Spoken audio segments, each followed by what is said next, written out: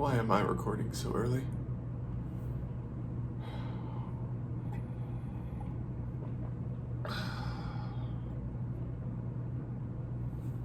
There we go. Hello once again, my friends. My name's John, and I am here to talk to you today about my favorite character that was not my own. But first, I'm going to need you to roll for initiative.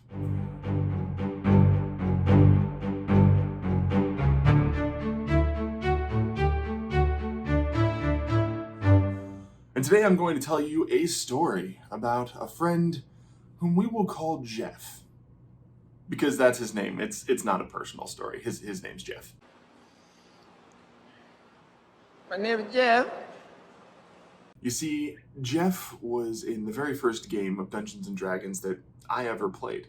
He was an artificer, and just something about the choices that he made brought the game to life for me. I talked about the artificer class in a previous video, so I'm not going to rehash all of that.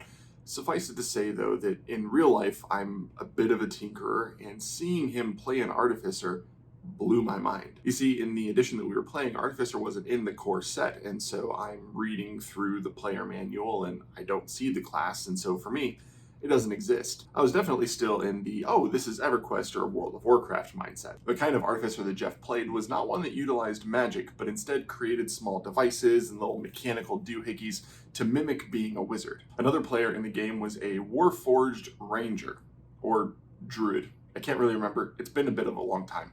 But Jeff's Artificer had built that Warforged character. That was the flavor that they did in their backstory, and that's how they tied their two characters together. And it was just really cool. Every time he did something in combat, I was like, you can do that?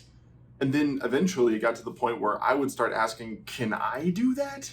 Very quickly, I realized that if the answer wasn't yes, it was, you can certainly try. And that's become one of my favorite things to tell my players, because they still have a hard time deciphering between, you can certainly try, and you can certainly try. And that's what I loved about Jeff's character. It opened my mind to the decisions that you get to make, and I realized this isn't just a pen and paper version of an MMO. You don't have to have a tank, a healer, and 3 DPS to have a good party. You can make different decisions. Also in that game, I rolled the maximum amount of starting gold for my cleric, which meant that I had more than enough to buy a donkey. So I, of course, being a new player to the game, bought a donkey, which I brought to the first session, and its name was Jeff. So in honor of my friend, and also my donkey, in every game that I run, whether one-shot or campaign, there is always an NPC the players will eventually interact with, named Jeff. Long may he reign. That's all the time that I have today. In the comments down below, let me know your favorite character that you did not play. And while you're down there, if you enjoyed this video,